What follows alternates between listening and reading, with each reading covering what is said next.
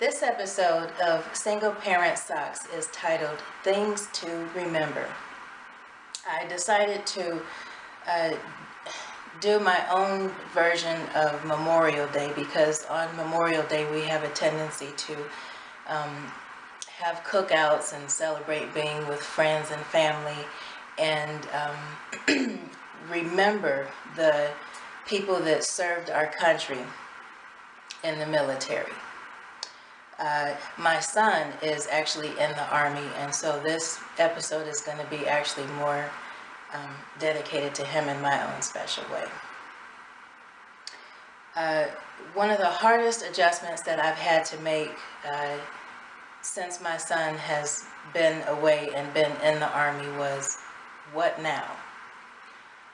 The reason I had that challenge in my life is because most of the time kids can make their teenage years can be very challenging, but my son actually left me with lots and lots of enjoyable memories during his teenage years.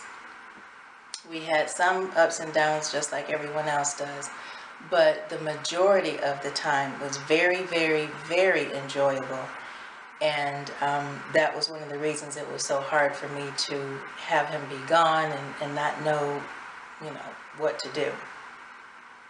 One of the things that my son did was he regularly had people over, his friends over, to spend a night, and it was a nice way for me to see him interact with other people.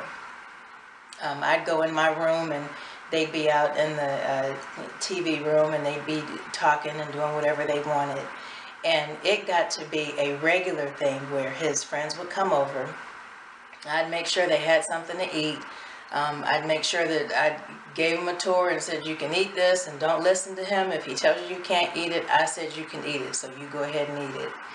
And when they would spend a night each morning, the next day when I saw that they had spent a night, I'd go in the kitchen and fix them breakfast. And I know it sounds like work to some people, but honestly, that was the joy of my life. And it was so fun to be able to do that because I didn't feel like I had just one son that I was doing that for. I felt like I had 3 more. And so when it came time for them to graduate, I actually got to see how I feel. I got to see all 4 of my sons graduate. So it was a very, very nice feeling. And that was one of the nicest things that my son had left me with, was the memory of those days. I remember the longest time that my son had ever been away from me prior to going to the Army. His entire life was only 1 week, and that was when he came back to Ohio to spend time with my parents. But other than that, that has just been my sidekick, or whatever you want to call it. If I went, he went too. And so we've been able to build a lot of good memories based on all the time that we've spent together. My son, out of all of my kids, was the one that I was most accountable to. One reason is because he is the oldest, and the other reason is because he saw the most. And when I say he saw the most mistakes that mommy has made. When I say that I was accountable to my kids, I admitted when I did something wrong. I also admitted and said, mommy did this and it was wrong, and God didn't like that mommy did it, and so I went and asked God to forgive me. And so I raised my kids knowing that when you make mistakes, you can go to God and you can ask for forgiveness, and he will forgive you because he knows what's in your heart. I never tried to make it seem like it was no big deal. Well, at some point I did, but when I realized what I was doing, that's when I would actually hold myself accountable to them. There was a time where I wouldn't answer to anybody, but when I did hold myself accountable and began to change my life, that's when I held myself accountable to my kids, and that was how I would actually teach them things. It wasn't a do what I say, don't do what I do. It was, look, I was wrong in doing this, but I asked God to forgive me, and I believe that he did. One of the things that helped me get through this difficult time of the what now phase is this book here. And this is a book called The Power of Praying for Your Adult Children and it's written by Stormy O'Martian. If you do not have adult children, she had written another book years ago called The Power of a Praying Parent. And I suggest if you don't have grown kids, get that one, and that one will be just as helpful. But my son is grown, and I felt like, what do I do now? And this book actually helped me know what I can do now. And it tells you all the different things that you can pray for your adult children, and I absolutely love this book.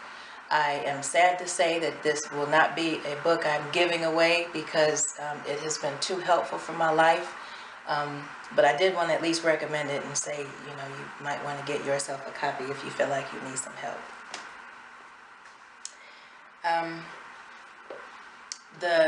One of the things that the book points out is even if you were the type of parent like I was, where you didn't always do everything right, it still gives you the guidance to let you know how you can approach your kids.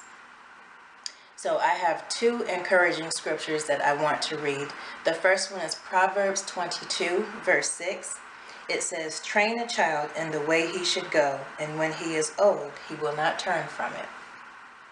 The second scripture is in Psalm 65, and it's verses 2 to 3. It says, "O you who hear prayer," and he's talking to God, "to you all men will come. When we were overwhelmed by sins, you forgave our transgressions."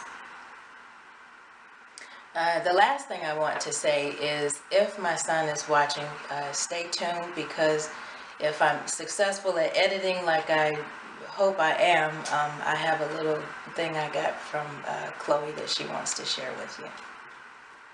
Glory, glory, hallelujah.